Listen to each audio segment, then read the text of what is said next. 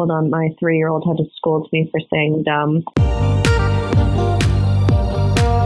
Hey, thank you for joining the Escape With Me book club. Escape with me, Sam Reiner. And me, Danielle. Into our most recent read. Come with us as we evade reality and go into detail about a new book. We'll be covering the book from beginning to end, so there will be spoilers. Today we're going to Garner County. Published September 17th, 2019, The Grace Year is described as a dark, speculative, feminist thriller, by the way. I did not know that. That makes sense, I guess, but this is not a thriller, y'all. And with a film possibly in the works.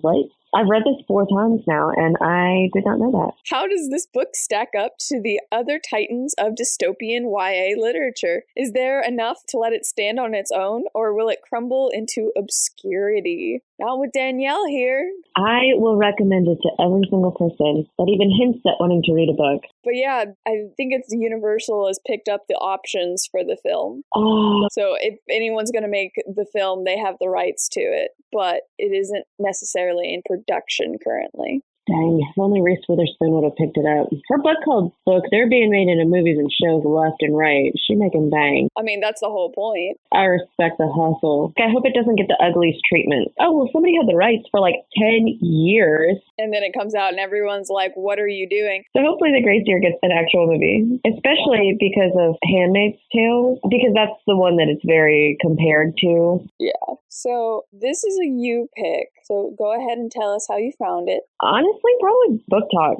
I just stumbled upon it. Somebody had recommended it. I'll read or audiobook literally anything. I audiobooked it and then I bought the physical copy. So then I read and then audioed it both twice because I've done it once every year since I've gotten this. So I guess I found it in 2020. So it did pretty recently come out then. It's 2019 book. I don't know. I love it. It's right up my alley. I think they were like, do you like Divergent? Do you like Hunger Games? Where's this other book? Have you ever watched Handmaid's Tale? Read this book. Have you not ever read Handmaid's Tale? I did. Okay, I was going to say, because the TV show and the book are 2 very different things. The actual book is very short. It doesn't have a lot. So the show definitely ran wild with it, which I support most of those decisions because, hello, it definitely could be a thought, could be a thing, could be a whatever. I think they did Margaret Atwood proud. So for age level, I'm definitely going to say upper YA. We're not talking your little 13-year-olds. We're talking like your 17-year-olds. Because for content warning...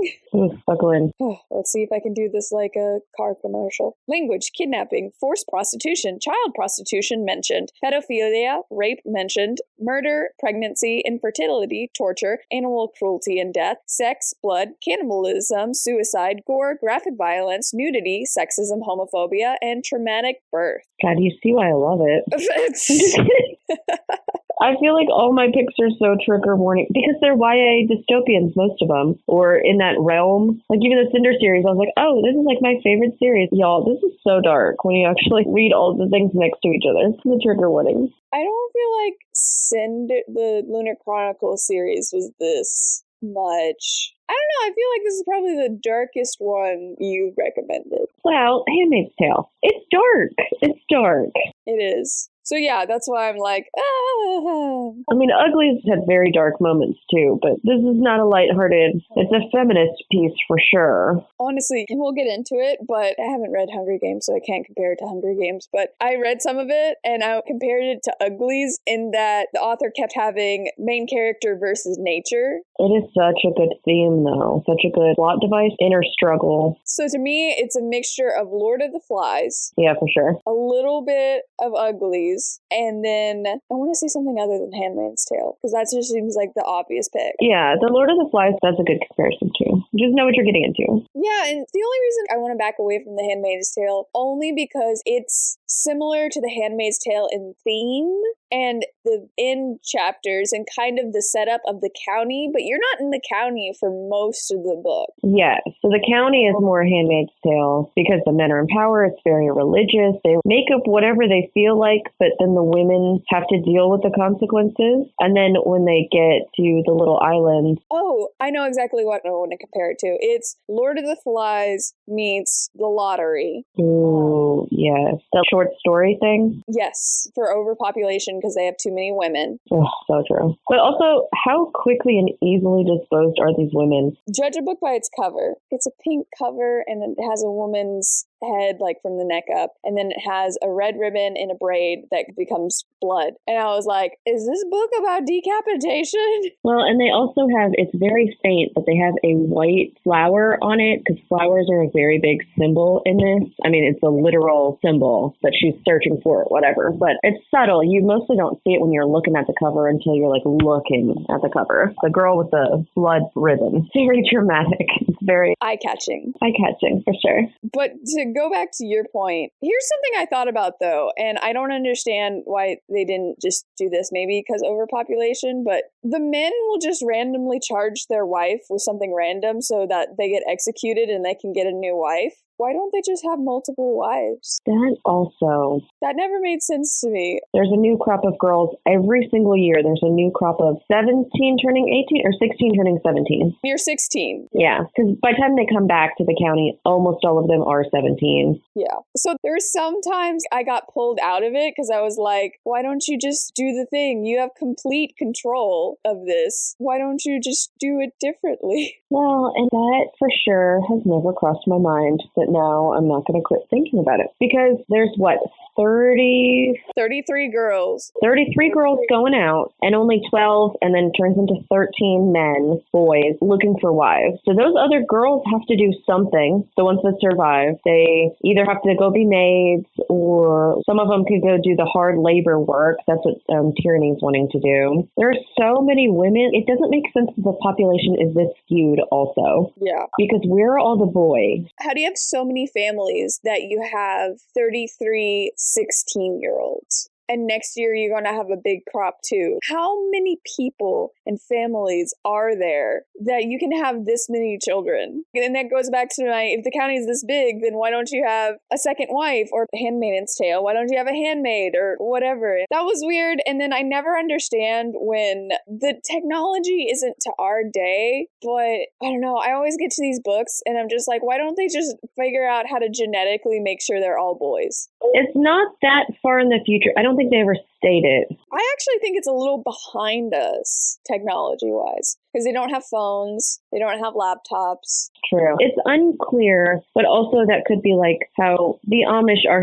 isolated and don't have technology. Do the men have access to it? Because they get rid of most of pictures and the books are very regulated. So yeah, it could be more a little bit in the past, but I don't know. I always assume this stuff's in the future, but there's no indication either way. The past does make sense though. The second part that I also don't understand, there's a black market, except I would like to make the argument that it is not a black market because literally everyone knows what it is, where it's selling, what they do with it, everyone. Yeah. I mean, in Hunger Games, everybody knows about the Hobbs. Most people just don't go there. Well, apparently it's a common thing to, drink the women's blood and use the body parts for aphrodisiacs and stuff. A black market is transactional for illegal goods or stolen goods or something where it's like, we need to be on the hush-hush about this. It's not. It's not illegal. You know it's not illegal because the whole point of them going in the grace year is so poachers can kill them and put them in bottles. And if you die and your body doesn't get put in bottles, then your family gets thrown to be prostitutes. I don't understand some of it. That part got away from the reader and the author a little bit, I think.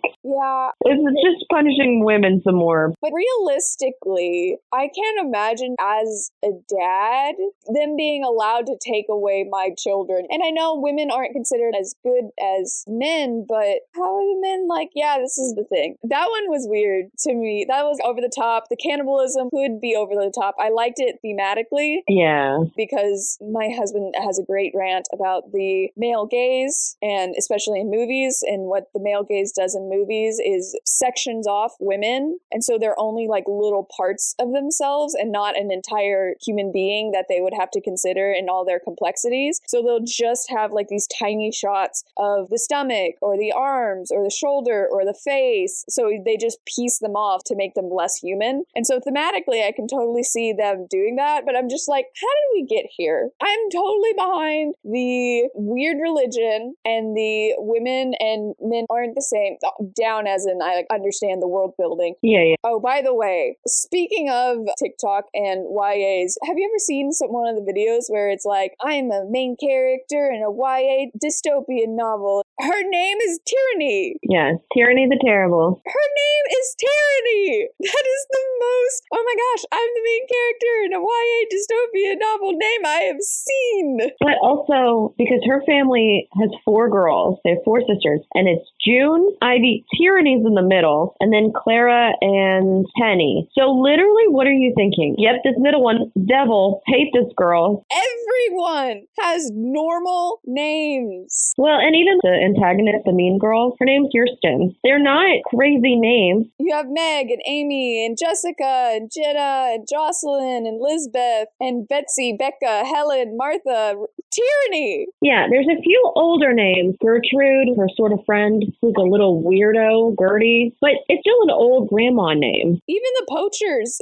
Daniel, Nicholas, Anders. Yeah. Riker's a little bit, I'm a love interest in a YA dystopian novel. You gotta have the hot guy with the hot name. I'm sorry. I don't make the rule. But I don't know, man. How did we get to some of the choices that we got to? It was just, okay. Yeah. But, I mean, it's that main character, YA. But the overtop world building aside, I actually did like the book. I was a little worried when you handed it. You hate every single thing I give you. That is not true. We just read 2 series. No, you hate them all. You're a hater.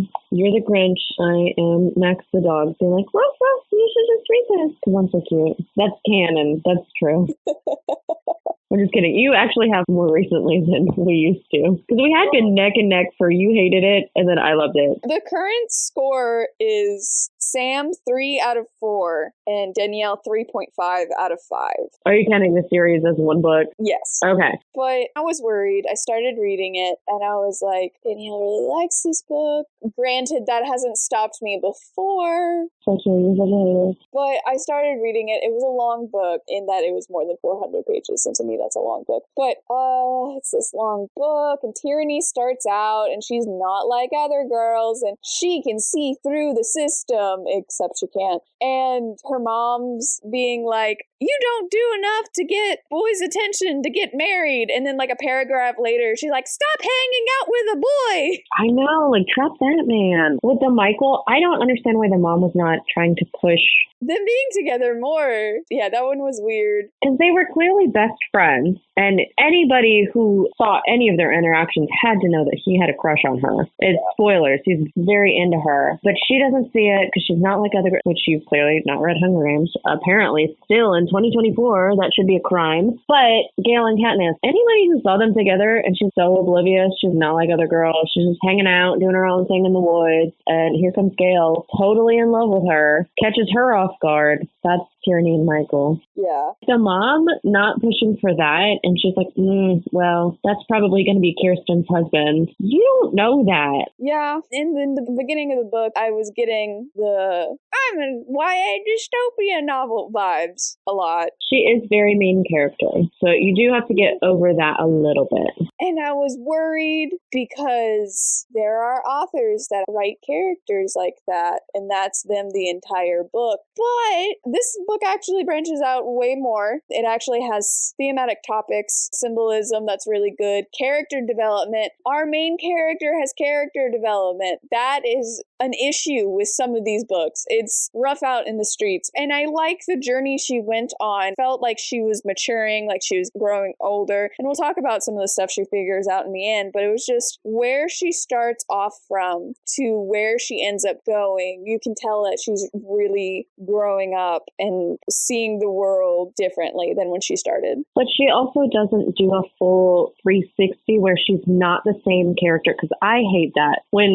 they go through so much and then are such a fully different person, that is, okay, well, these are two different characters. She grows. Yeah, it's still her, though. Yeah, but it's still at the core. She doesn't change herself too much while still growing. So, honestly, I didn't start being like, okay with the book until they got to the camp. No, it wasn't the campground. At some point, she talks to Gertrude, and it's either in the county or in the campsite. I can't remember which now. Or on the journey there. Could be. But Gertie calls her out for acting like not like other girls. Yeah. You think you're better than us, and so you haven't tried to get along with any of us. She just straight up reads her and was, like, okay, author. Okay, I can feel a little better about this. Yeah. So there's not much before the Grace year. Honestly, it's just kind of set up. Oh no, Kirsten's mean to me. Michael likes me, but I don't think he does. I want to work in the fields. How dare he? She does have a little bit of the family dynamic, which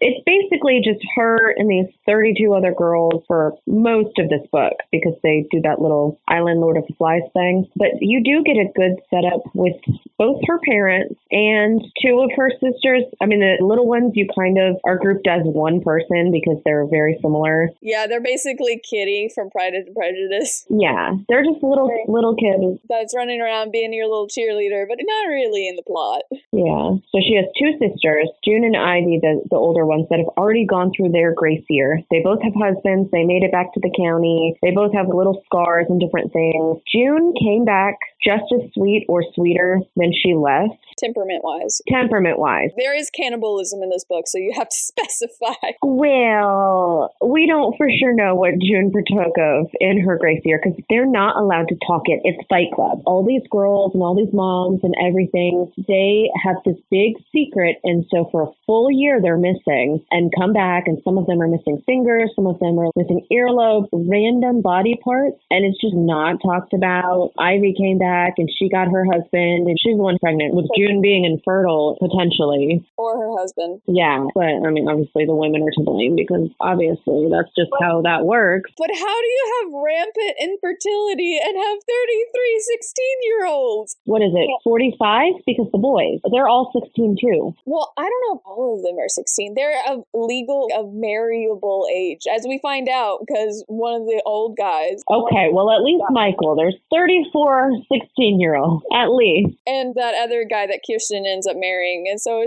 how do you have rampant infertility per usual and 33 women? It's a whole thing. What is in the water?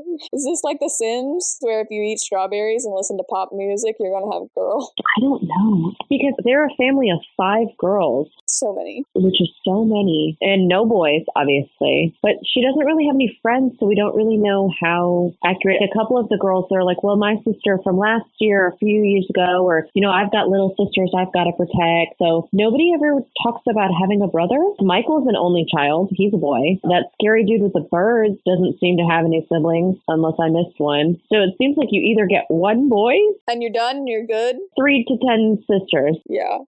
What are the men doing to only have X chromosomes coming out here? And that's the overpopulation also gets me back to the multiple wives thing. Yeah. We got multiple chances. They've not been doing the Grace year for very long. It's like 25 years or 40. Her mom went through it. Yeah, but they have them pretty young. Yeah. I don't remember right off. Pretty sure it was only like 30 years. Yeah, that sounds about right. For a short time. Some of these, especially the older ones at the very beginning, one of the old geezer, he sets aside, it's his 3rd wife that he's setting aside, by the way, but he gets her executed because, she didn't have him any sons. And it's just, they had to have been around before. And that's the other thing. Yeah. How do you get everybody so on board with this? I know, and that's the thing. First of all, how did you come up with this? Okay, so here's the thing. Women supposedly have magic, which they don't, and I'm a little bothered that they keep referring to magic and then they don't have magic. The first time I read it, which obviously obviously they don't have magic. You know that they don't. But I was like, that'd be pretty cool. Is this going to be Wicca? Are they going to take plants and all this stuff? But no, the magic is just men lust after them and it's women's fault. yeah.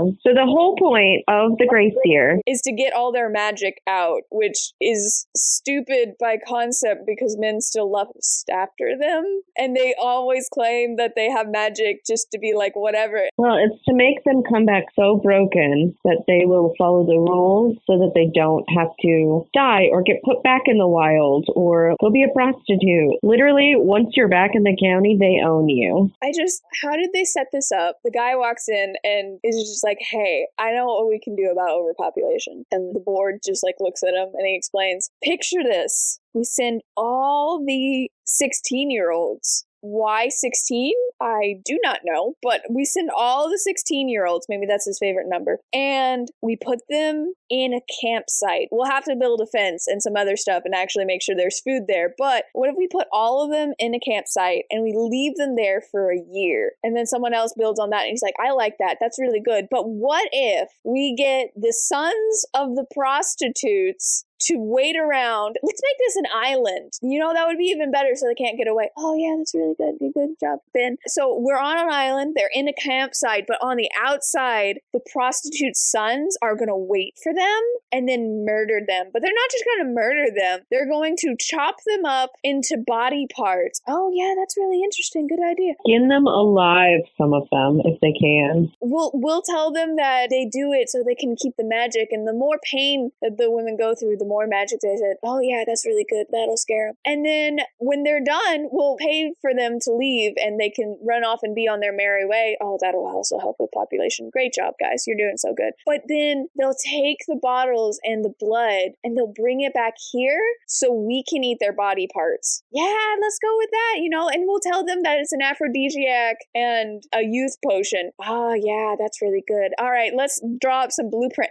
How? Don't forget, if the girls do somehow magically escape and quote unquote their body is not accounted for, because that's why they're doing it. Not that, oh, they died out there, but because they don't know that they died out there because their bones aren't brought back. Let's just get rid of their little sisters so that we have even less women as a punishment so that the girls will stay in line and stay on the island. And all the dads are like, yeah, let's do that. I just ate. Well, we don't get any family dynamic besides Tyranny's. And Tyranny is a unreliable narrator in the beginning. Yes. She jumps to conclusions very quickly, as a teenager does. And her mom says something like, your eyes are open, but you see nothing. Great line. Tyranny, literally, I know that you're watching and trying to put pieces together, but do it a little bit better, basically, is what the mom says. Yeah.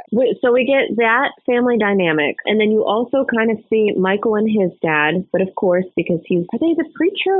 He runs the apothecary. Oh, okay. And he's also the head of the council. Yeah, it's a powerful position. You see that, and then you really don't see very many other parents. Yeah, but even if you did see other parents, I don't know if Tyranny would be able to have the consciousness, because she leaves for the Grace Year thinking that her dad buys the stuff on the black market and goes to the prostitutes all the time, and that her mother drinks blood for youth potions. Well, and she also is like, yeah, I have a half-sister out there in the wild because of, my dad, he's the worst, because she has a dream. She's been having dreams of a very specific person. That looks like her sister. Yeah, looks like her, isn't her, though. So, of course, I had a couple theories. First of all, I was like, oh, maybe she'll become her. And then she was like, oh, I don't have the strawberry mark. And I was like, okay, yeah, can't really change that about yourself. I was like, okay, so maybe it's someone she meets in the wilds or something. We can really go uglies with this. And it's like, oh, we have this other civilization where we make everything in by hand and whatever. So that was a theory. And then it's my daughter trope is really big.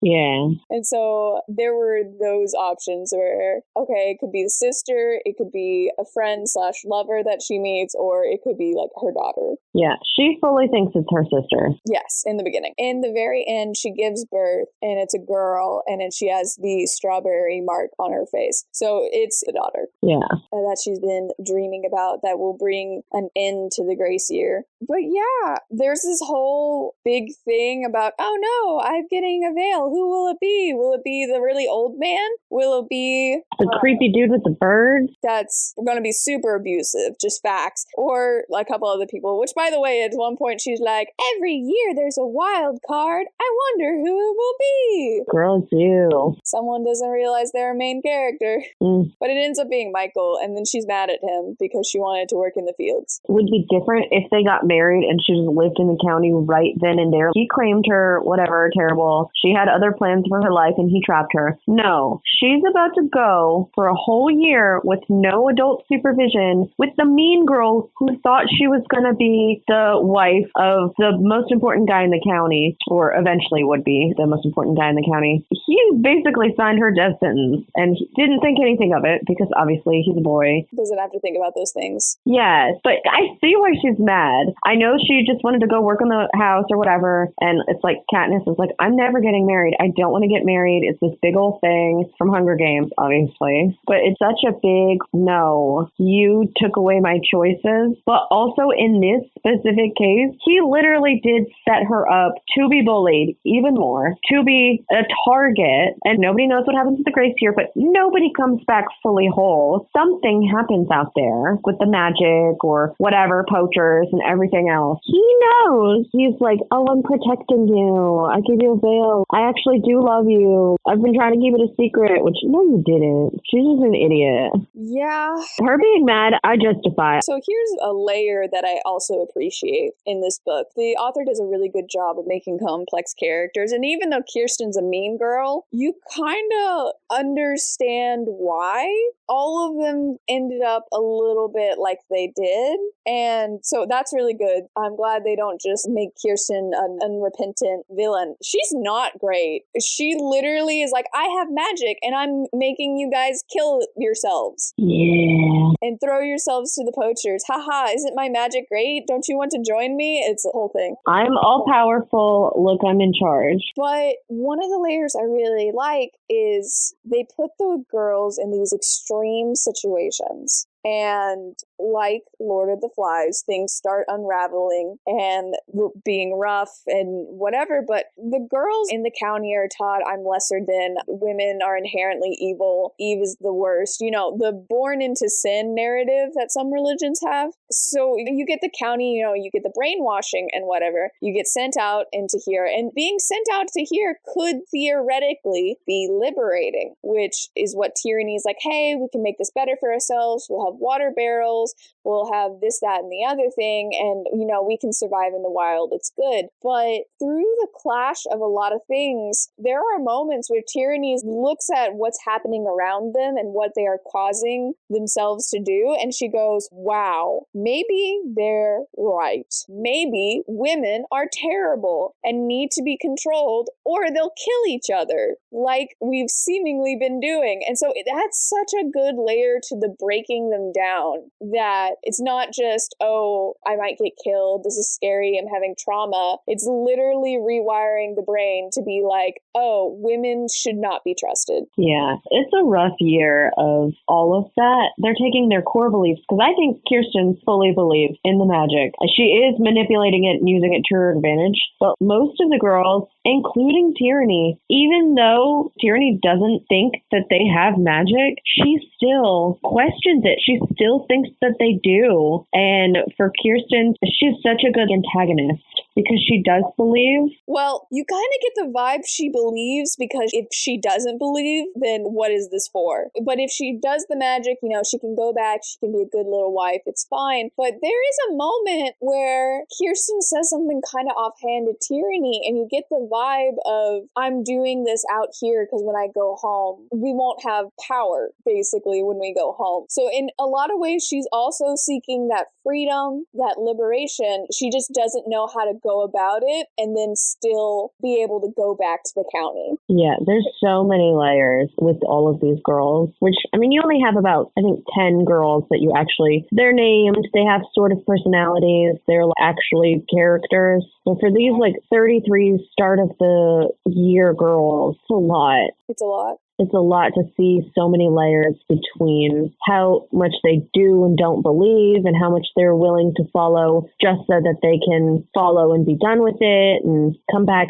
pure and ready for a husband. And even some of the ones who didn't have a veil are still following, because only 13 girls get veils. So only 13 will have a husband. But even the unveiled girls, they still are drinking the Kool-Aid. They're still very, of course, we want to get rid of our magic too. So we're useful in the county, or maybe potentially could get a husband. It's a lot. It's a lot to unpack. It's a lot. And to add on top of it, the extreme conditions they're in, the life-threatening conditions they're in, the well is poison. Immediately, that's so obvious. Yeah, because Tierney's like, everyone's acting weird. Because Kirsten makes a stand, and she's like, no rain barrels, we only drink from the well. Which is a really weird stand to make. I guess she was just trying to do something against Tierney, because Tierney walks in, and she's like, oh, I have all these survival skills, and everyone's like, oh, that's really cool, that's awesome. And that takes Kirsten off her balance, and she doesn't have power, so she goes completely the opposite way. Anyway, inside the well is a moss. That's what I was wondering, because she's like, oh, we're feeling weird and all this, that, and the other thing. And I was like, it's either a gas or there's something in the water. Yeah, it's pretty obvious immediately. And for Tierney to have so many, because she hangs out in the woods, her best friend's the apothecary guy, her dad taught her survival skills, and it's just, how do you not know this? I don't know. That seems to be a completely different vein in a lot of ways. Because, yeah, she learned survival skills, but she learned, like, suburban kid survival skills. She didn't learn country survival skills. So she's able to make shelter and have a campsite and this, that, and the other thing. She survives in the wild. Not well, but she does survive. And so that's where I'm like, yeah, she knows how to make a fire, but she doesn't necessarily know how to identify a random moss in the well and think, oh, this is causing us hypnosis. Yeah, that one's so annoying. As a main character, why do you not know this? Yeah, I don't blame her on the moss. And so on top of everything else, they also have something that causes hallucinations and makes you go crazy, essentially. They think part of the Salem witch trials hysteria is also related to like something in the water causing them to have hallucinations and paranoia and go crazy. So over time, they deteriorate more and more to the point where Kirsten's like, I'm gonna kill Tierney for fun. Which, to be fair, she should have tried to do sooner. I mean, if that's your enemy... See, here's the thing. I was reading it, and I know Tierney wasn't thinking about it, but there were several times where if Tierney stood up for herself, she really could have leveraged her skills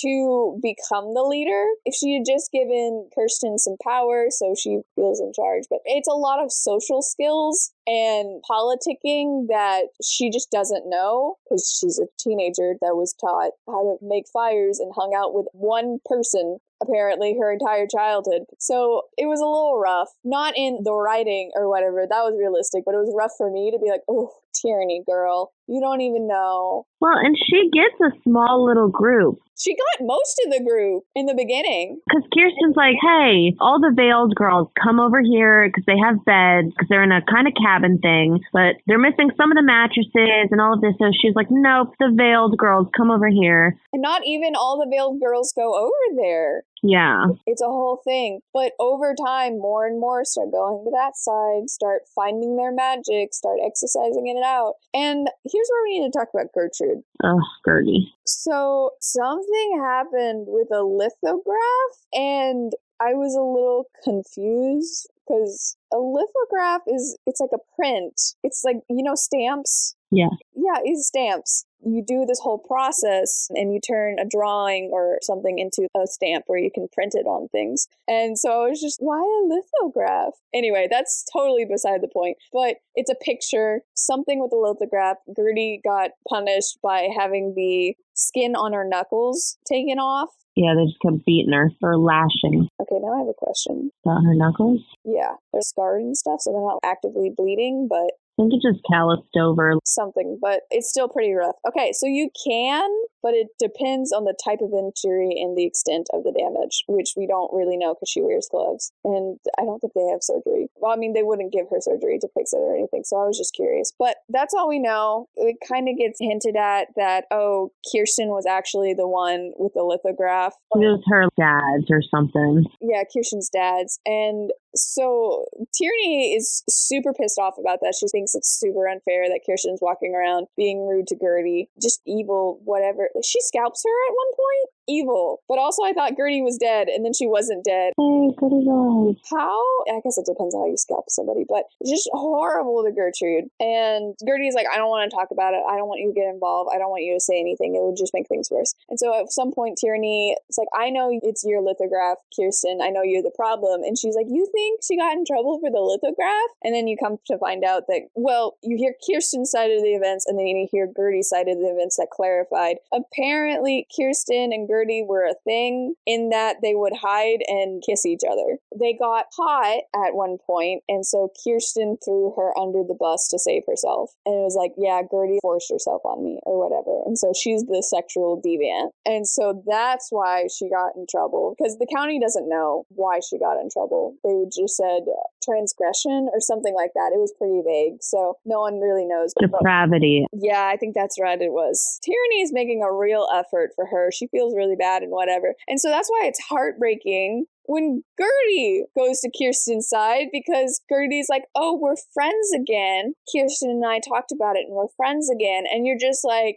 oh, girl. That's a knife twist for sure. How do you not see that this is fake and you're being used? And I bet a part of her knows that, and that's why she feels uncomfortable telling Tierney this, but But also, I mean, Gertie and Kirsten had been friends for years, and Tierney's only just now showed up for, the summer or the fall? It's not a long time that they're friends. And Gertie can see which way the bread is being buttered, honestly. Yeah. So eventually she gets run out of the camp, and then she has to live in the wilds. A little note though before we get there, they always have their hair in braids, and when they find their magic, Kirsten takes the ribbon out of their hair so their hair falls. And I understand the symbolism there because it's liberating and whatever, but I don't know, man. Camping's exactly when I would want my hair in a braid. So true. But for them, when they're little girls, they have a white ribbon. Then for the Grace Year girls, they get red. So it's a very short time you're stuck with a red, dirty, sexual awakening type color, very blood, very gore. And then when they're the wives, they're black.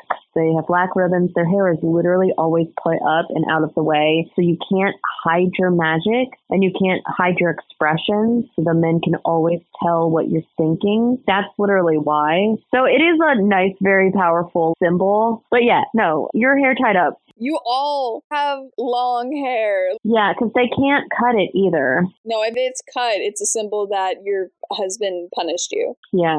Or your dad, I guess, if you lived with him before then. The point being, men control their hair, so the girls taking their hair back. I love it, but also the chaos of sticks and grossness. They also don't fully bathe. I mean, they have water and they bathe, but it's different camping bathing versus being at your house. Yeah, and one other thing I want to bring up before we go into the wilds with Tierney. At some point in the very beginning, I think it's the first day, honestly, everyone grabs their pack to go unpack and put their things away, and they can't find Tierney's. And then, oh no, what are we going to do? And Kirsten's like, oh, I hope it pops up, blah, blah, blah. And Tierney's like, you threw it out, didn't you? But she doesn't say anything. And then it suddenly gets thrown back over the wall. And Kirsten's like, I did that with my magic. I'm being so benevolent. I was like, first of all, that was a great spin. But Tierney's an idiot and believes her. Yeah. And then it takes her a while for her to be like, oh, wait, Hans could have thrown it over. Yeah, because she does have a guard for back home that is kind of her friend. Is nice to her. He was into a girl in a Grace Year, and then he came back, and she didn't come back, and it was a whole thing. And since then, Tierney's tried to be nice to him. He works in the stables. She'll pop by and be like, hi, and it'll be like, hey, do you want to pet a horse? That kind of thing. Yeah, she doesn't have any friends, guys. Let's make that very clear. Michael's her only friend. Really, though. Gertie was spot on. And even Tierney is like, ooh, Gertie was right. I have always been. I'm better than y'all. And so she has some growth moments there where she's like, oh, wait, not like other girls. Maybe that's not what I actually want to be, because what's wrong with being a girl? And so those are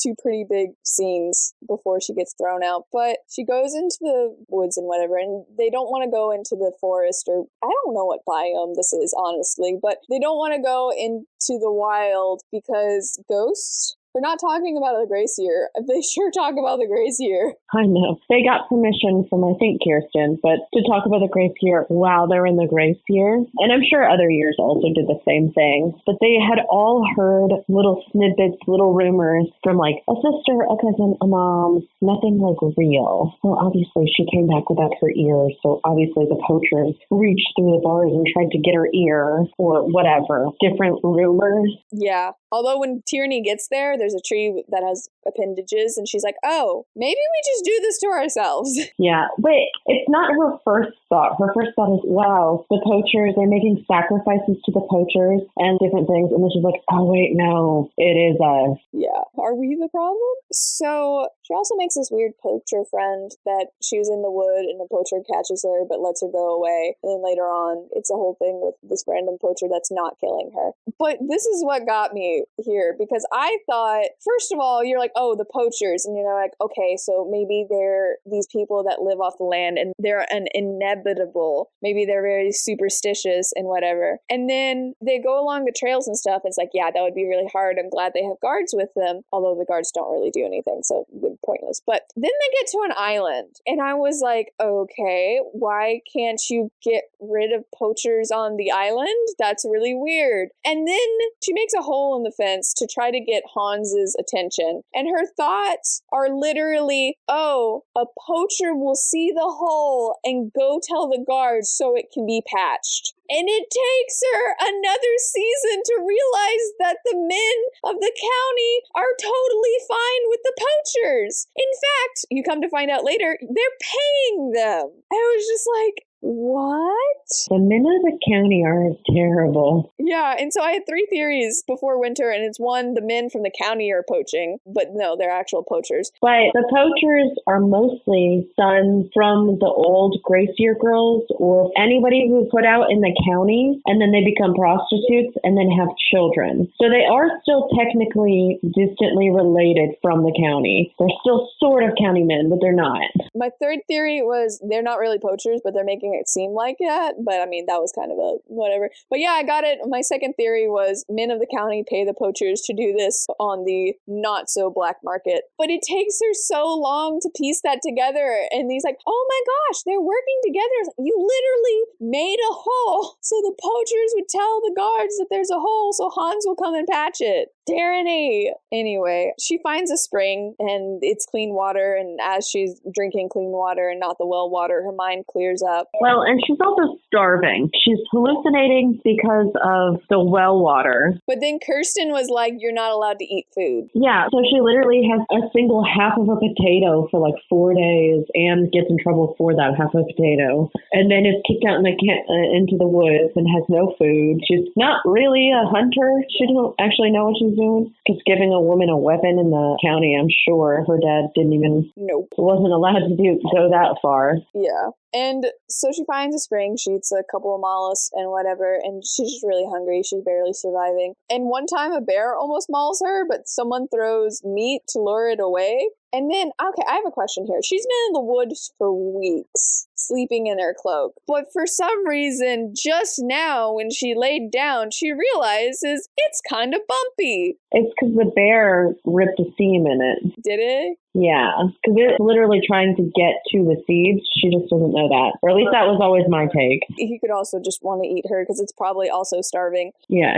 So she realizes that June sewed seeds into the jacket, which is it's actually a pretty common practice some places. And there's ones for winter, there's one for fall, winter, spring, and summer. They got there in the fall. So instead of planting them in this season, she just plants them all, which, by the way, at the top of the tippy tippy top of this mountain. I don't even know. A ledge thing of sorts. She finds a skeleton of a girl that seems to have been strangled with a ribbon. Yeah, that's not great. So yeah, she ends up planting the garden by the skeleton, except, oh no, there's a storm and it washes most of it away. And she's like, wow, that was my only chance. Oh, and then it starts snowing. And just then, she hears yelling from the camp. She runs back because she's worried it's Gertie, frankly. Oh, that's when they try to kill her. They just ran her off before. Or maybe she did that. Anyway. Yeah, Kirsten does a very bad job of trying to kill her. For being her biggest threat.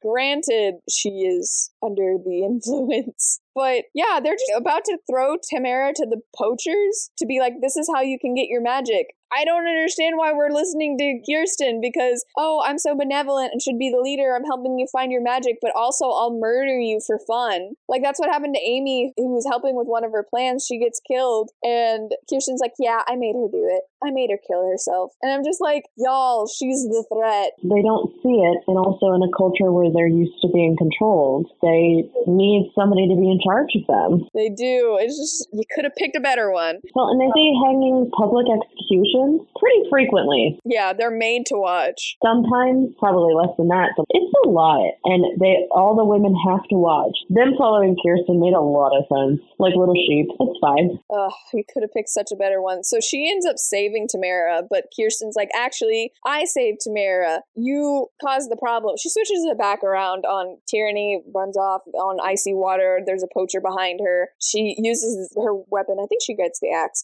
to hit the ice so she falls into the water, but the poacher ends up saving her. And so I was confused here, and I was wondering if it's because, maybe because Michael chose her and he's the future council person. They're like, hey, you can't hurt this person. Because it's just very weird that he's not. But she wakes up alive in this poacher's treehouse. Treehouse, yeah. By the way, Tamara and Meg did die. It's a whole thing. So she tries to get away from this poacher, and he's like, hey, you're gonna die. And so he rescues her again when she almost falls out of this treehouse. And I was just like, maybe this is her real dad? And I was like, no, she's the third, so that wouldn't make sense. But maybe he met her mom, because I didn't know how old this dude was. Yeah. I still don't know how old this dude was. And so I was like, well, maybe there's a connection there. I was really trying to piece this together. So confused. But it turns out that her dad saved his friend's life from smallpox. And that's actually why he was buying an ear, because it had smallpox on it, and he was trying to create a vaccination to help save the prostitutes and their children out in the outer lands. So he was doing it for good, and that makes her realize, wow, I shouldn't have just jumped to conclusions like that. Because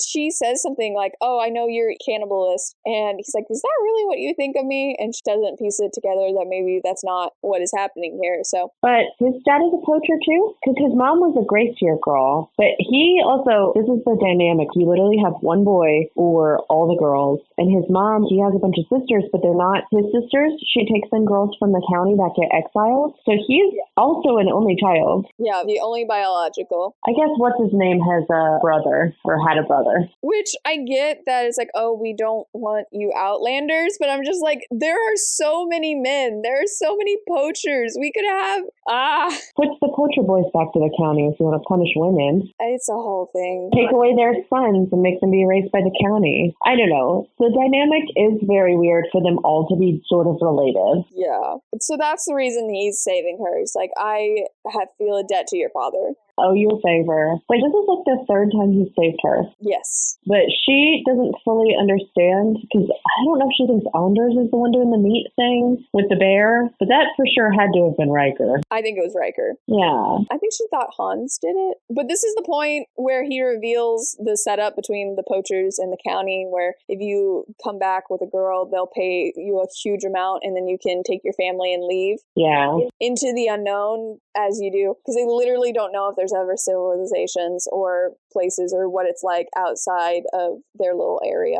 So Tyranny is shocked that there's a relation there, and I'm just like, girl, you know they report to the guards.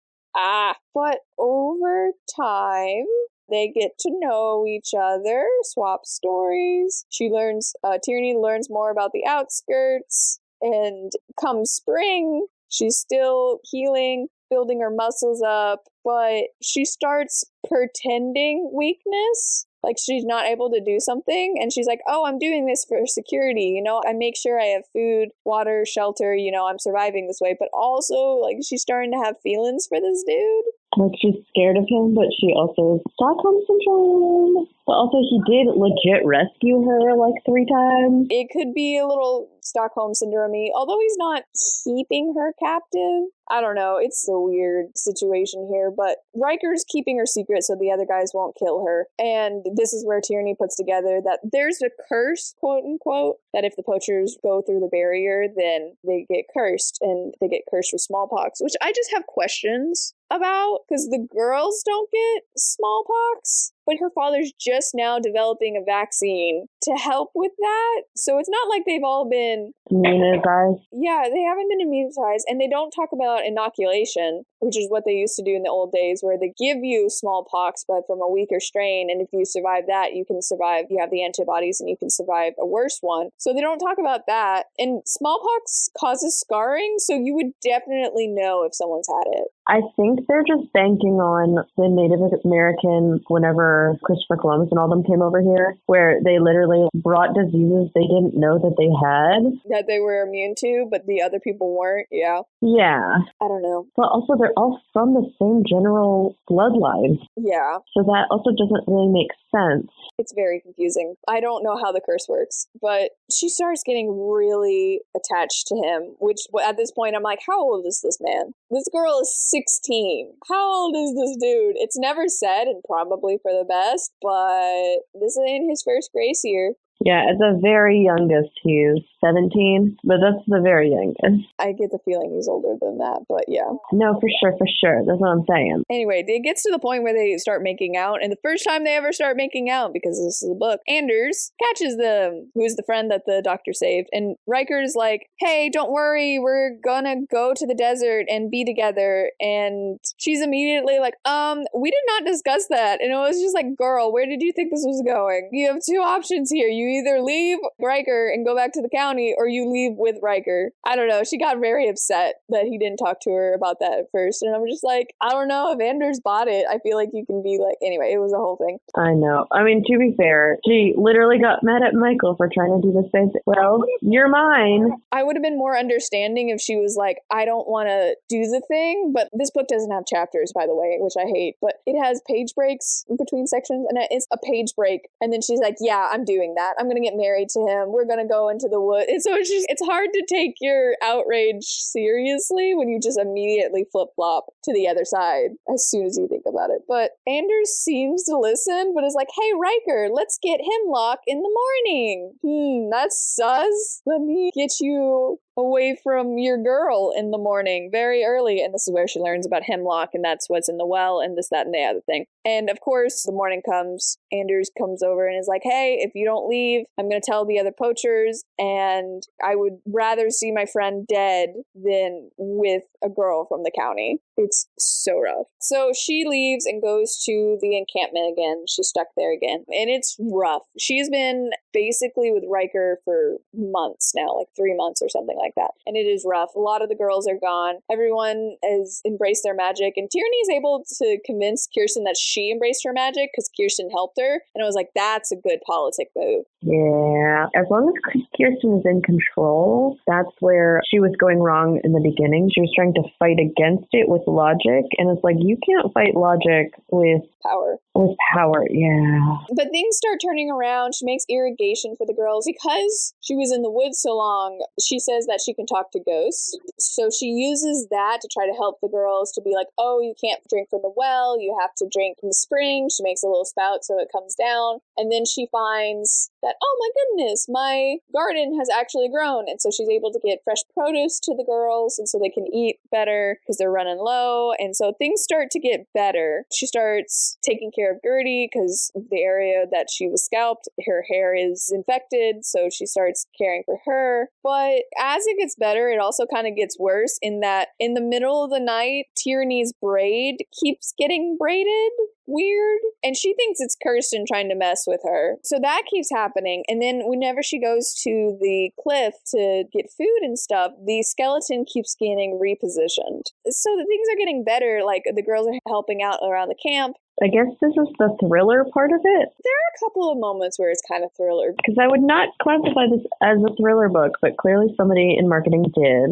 Thriller doesn't have to be mystery. Thriller can be her surviving against the elements, when she was doing that, her running away from the poachers, that sort of thing. Anything that gives you kind of a moment. But it's not all the way to horror. It's just like a heart-quickening moment. So Tierney thinks it's either Kirsten or Anders, because Anders gave her a cloak, told her to go back, and then put the cloak back through the hole, and she can't remember if she put the cloak back through the hole. So she's like, oh crap, Anders is coming for me because I didn't do exactly what he said. So at some point, Tierney's like, enough is enough. She tries to stay awake to see who's braiding her braid, but that doesn't work. And so instead, she's like, I'm going to go and find who is moving the bones, because she thinks it's Ander, because I think Kirsten doesn't know about this place or something. So it can't be Kirsten. And so she's convinced it's Anders, and she wants to have her moment. Yeah, Kirsten's never gone up from the hill. Yeah, so she wants to have her moment to confront Anders. And I immediately was like, it's Hans moving the bones, isn't it? 100%, yeah. And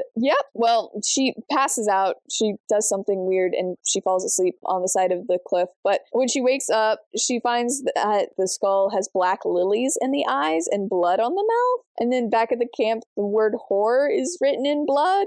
And Dovey is killed, which Dovey is a bird that they found with an injured wing. And I am shocked Dovey made it as long as Dovey did. And then Helen is missing, who stole Tierney's coat. And Tierney's worried that Anders will think Helen is her. But I was still like, it's Hans, I'm betting. Tierney runs after her, finds that her killed in the woods with her ribbon around her neck. And Kirsten is like, I'm going to kill you because you killed Helen. And Tierney is like, no, and convinces them that they need to stand up against Anders, the poacher, because he's not scared of the curse anymore because he's had smallpox and survived. And so he could literally just pop into the campsite, not worried about the curse. So they're going to make a stand against the poachers and whatever. And so Tierney makes a pit trap to catch whoever is moving the skeletons. And wouldn't you know it, it's Hans. It's always Hans. Anybody named Hans, you're the villain. And as soon as it was like, oh, I looked down and there's Hans, I was like, he fell for a poacher, so he killed her, and now he's reliving it. And I thought he was reliving it with Tierney, like he's reliving that betrayal. How dare you be promised to someone and sleep around with a poacher? So I thought it was a moral thing. No, this dude is just super red pill and thought a 7-year-old wanted to sleep with him. Yeah, because he is at least that old, so 16 plus 7, whatever. Because his girl went to the Grace year, didn't come back, and then literally that same year, Tierney is like, oh, he's so sad, let me be his friend. And she's 7. She was 7, and he's like, I could tell the way you looked at me, you wanted me. And it was just... So he's what, 33? Ew. He's old. And she's like, I was literally 7. And he's like, I knew you wanted... So it's really gross. He ends up dying, which, no love lost there. But yeah, he totally killed the girl because she fell for a poacher. It's a whole thing. Anyway, they go back. Gertie runs up and it's like, oh no, they've taken someone, and Tierney thinks it's Riker, but it's a different dude. And Tierney convinces them not to kill him. She spits out the truth and she's like, you know what? I am determined now. I'm going to leave with Riker no matter what Anders says. Way to flip-flop, Tierney. Yeah, she wanted to go with him before Anders, and then Anders happened, and so she ran away to protect him, but then this happened, and she was like, no, I'm gonna go with him anyway. But they try to escape, and 2 poachers find them and start to attack. He gets killed, and Tierney runs, and she bangs on the doors, and the last second, the girls open the gate to let her in, so she's able to live. And so it's coming to the end of their year, and Kirsten wants to burn everything, because the girls before them burned everything. Why should they have a better shot at this than we did? That really toxic line of thinking. Of course, Kirsten's like, we want to burn everything and Tierney with it because she's a usurper. She's terrible. I hate her. I just want her to be murdered. But the other girls don't believe in magic anymore. They're like, this isn't real. We know. We're on game, Kirsten. There's no magic. What are you talking about? And Kirsten tries to prove that magic is real by leaving the campsite and walking up to a poacher and being like, you're not gonna kill me. Yeah, that's where I'm like, I don't know. She was such a believer. She's delusional. Kirsten fully committed. Well, I have this power. I'm magic. He's not going to hurt me because I told him not to. And it's like, girl, what you doing? Yeah. So once again, they tried to kill the dude, and Tierney sees it's Anders and gets him to not. But they decide to leave the camp how it is. They board up the well. It's a whole thing. And Tierney decides, I'm going to tell the truth about the Grace year, and I'm going to burn for it. Oh, they also get rid of the punishment tree, which is good for them. So they get back. and they're lining up and whatever. There's a rebellion flower that she keeps seeing, and they pass the women on the outskirts, and some of them have it. It's growing some places. It's a whole thing. But it was a little weird because as they were getting back, the new Grace Year girls were already leaving, and I was just like, what's the point of telling people if you're not going to tell the girls about to go on their Grace Year? You know, the women who have already been through it know what the Grace Year is, and I'm pretty sure the men have an idea of what the Grace Year is. So unless you have some really young children that you're like, this is what the Grace Year is, I don't know. I was just like, what's the point? Good news for Gertie. The old dude died over the winter, so she has to go to the fields, which just left inheritance questions to me. Because he killed his third wife, and Gertie was supposed to be his fourth, but I don't think he had any sons, and that's why he kept getting rid of his wives. So who takes over his house? Who manages his household now? Oh, the county will find something to do with it. Yeah, it was just, I was like, so what does that mean? Anyway, it works out for Gertie in the end. She does something with honey, I think with bees. And she also finds a girl that's into girls, and so they're very happy, and it's like, it works out for them. But Tyranny reveals that she's pregnant? It's so subtle, because whenever she's back to the camp, Gertie tries to say something about how much she's changed, but Tyranny shuts her down. Because this last reread, I was actively looking. There's 3 instances where one of the guards makes a sneer, looks at her body before they're taking her back. It's very subtle. Yeah, I definitely didn't see it coming. Riker does, I think he kisses her, but she doesn't say, oh, he kisses my belly or something like that. But it's very, he's excited for the future. I don't know exactly how it was said, but it's he knows he's a dad type situation. Because she's back in the camp away from him for not a long time, but enough to get these girls not sick. It's a good amount of time. It's very subtle, and I chef's kiss to this author for the big reveal still being allowed to be a big reveal. Yeah. Because obviously the first time it for sure caught me off guard. Yeah, and so a lot of shocking things happen one after the other. Tyranny reveals that she's pregnant, and then her mom reveals that she's the usurper, which completely shocks Tyranny. Then Michael claims that Tyranny's child is his, claiming he commanded her to come to him in her dreams so they could sleep together. And so yeah, Michael pushes back against his dad, who's like, what are you doing? And during this, a bunch of women have the red flowers, and Tyranny realizes, this is the really mature bit, Tyranny realizes that some rebellions are quiet. She's been thinking there's going to be this massive revolution, probably Hunger Games-esque, where you storm the Capitol, you violence, this, that, and the other thing. But most rebellions aren't like that. The ones that cause true change aren't like that. It comes in changing the psyche of the people themselves. It was just a really mature moment for her to be like, wow, I have this legacy of women before me working towards freedom, and I can be a part of that. And then she goes on to have a daughter, and she's like, my child's going to end the Grace Year. And it's just, I don't know, there's something really beautiful about that kind of sisterhood of generations of women, and then you know that the generations are going to continue on with you. And it's really beautiful, and I'm really happy that happened. It is a tiny bit disappointing because when she was leaving, was, oh, I'm going to burn for this, I'm going to tell everybody everything, and then she literally doesn't. She lets Michael take care of her, which I love that he supports her. Obviously, she didn't come to him in a dream. This is Riker's kid. But he stands up to his dad and he's like, oh, so you're calling me a liar, a man? Are you saying magic's not real? Trying to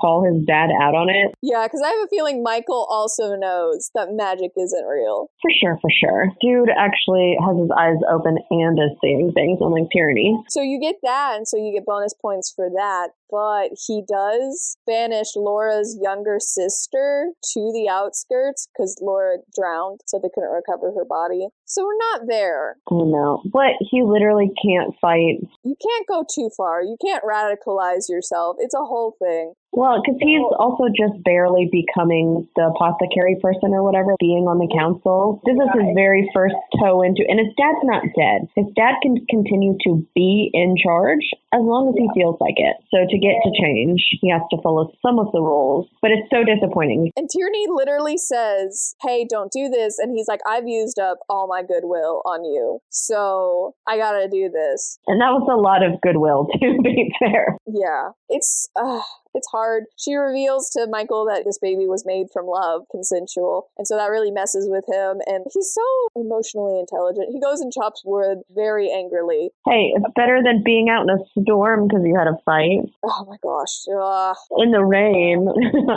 David and ugly. So he chops wood, and she's worried how he's going to treat her, but he still treats her very well, a human being and not like property. But you can tell he's really upset, which is fair. Understandable. Especially because she clearly doesn't love him enough or whatever, because they were just friends, and he was so clearly in love with her. And for her to, in the span of a year, find some other guy, because purity also is a big thing in their culture, like depravity, they hang women for stuff like that. Yeah. For her to be able to take that risk with not him. Yeah. And so she kind of falls into the swing of things. Apparently, they're only allowed a month to recover, which I don't know how good the recovery is because they're by themselves. And anyway, it's a whole thing. But she goes out into society and she learns that there was a small fire at the apothecary, and everyone seems to think that she did it. She didn't, and so she's confused. And her mom shows her where the women meet, and she's like, hey, you'll get an invite after the baby comes. You can come to these secret meetings. And so she's like, hey, we want more women to get involved in the rebellion, but you need to be careful who you talk to. And so one of the first people that Tierney talks to is Bridget, who's the maid. And she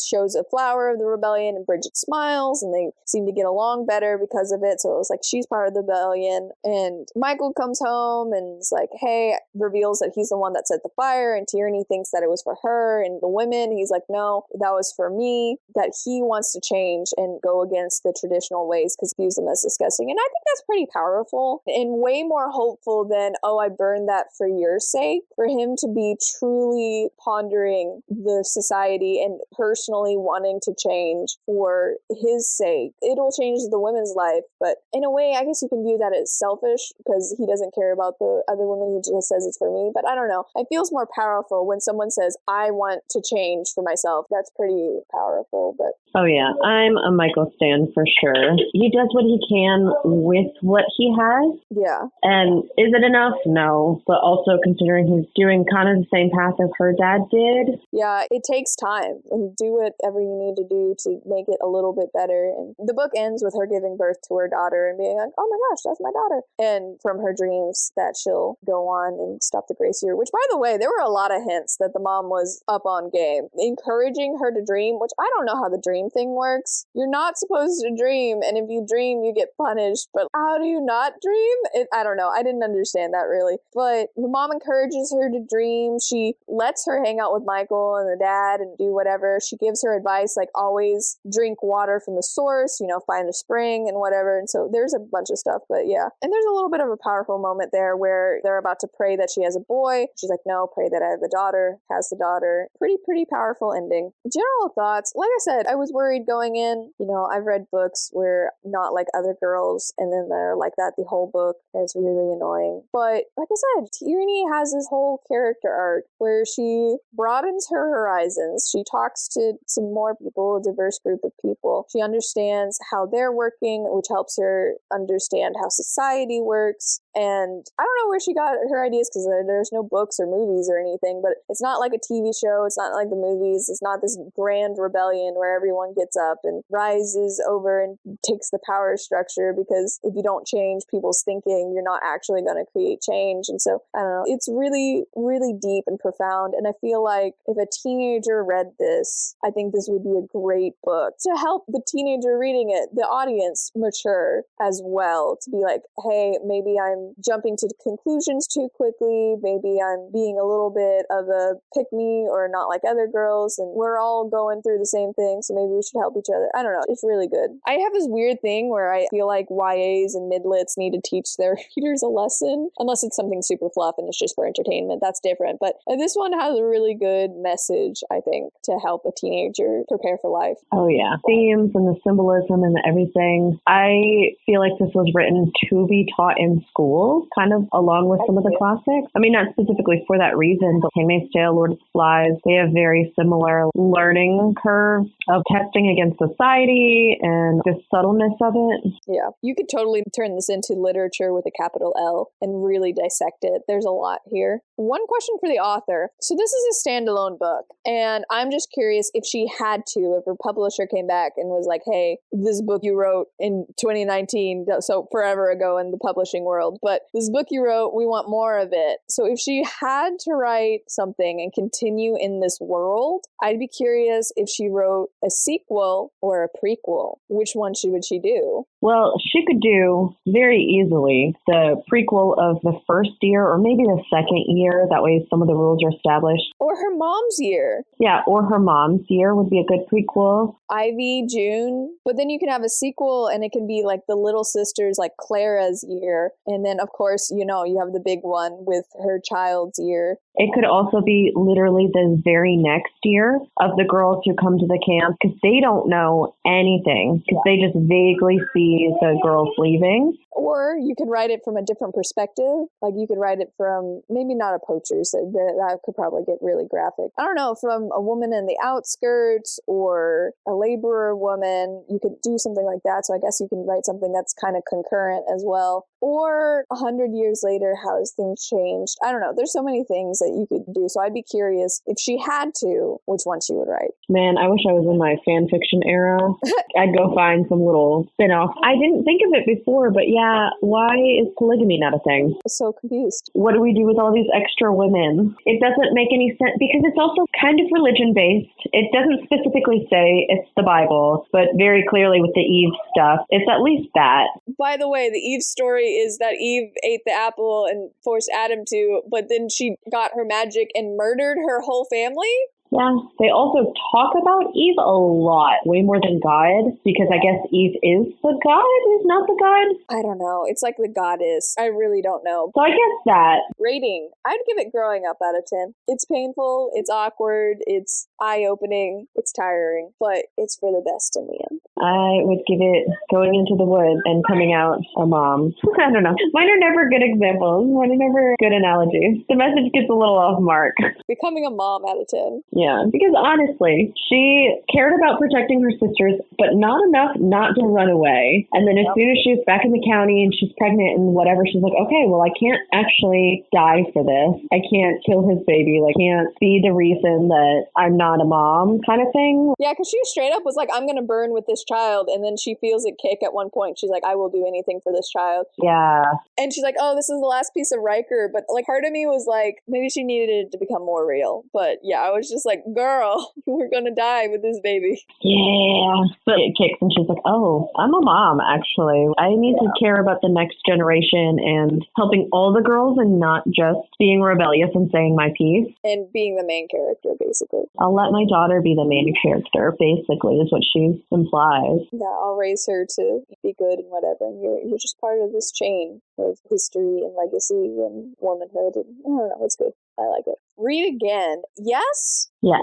That being said, in a couple years, because it's a lot. It is a lot. Heavy for sure. And so I'd want to wait a little bit, maybe forget a couple things. I don't know how you do it reading it every year, but I would read it, but just later. Yeah. I read this one again, but I've audiobooked it twice and I've read it twice. And I pick up new things every time. I remember the overall feelings, like I still get caught off guard. And then this time I specifically was looking for the pregnancy, because obviously with the other two reads, I knew it was there, but it was pretty subtle. But when you're actively looking for it, you're like, oh, how did I miss this? I really enjoy this book. You get something out of it each time you read it. You read it yearly, so that's saying something. But have you read this book? Is the book different enough to stand out from other dystopias? Do you have any book recommendations for us? Tell us all about it in the comments below. If you like the video, hit like, and if you're enjoying yourself, hit subscribe for more. Thank you for exploring the Grace year with us. Join us next time when we'll be covering Almost There by Farah Rushan. I'm Sam Reiner. And I'm Danielle. And we hope to see you and a friend here next time. Escape With Me Book Club is a Lunar Skulk production. Check us out on TikTok or Instagram to keep up to date with us. Lunar_SKULK.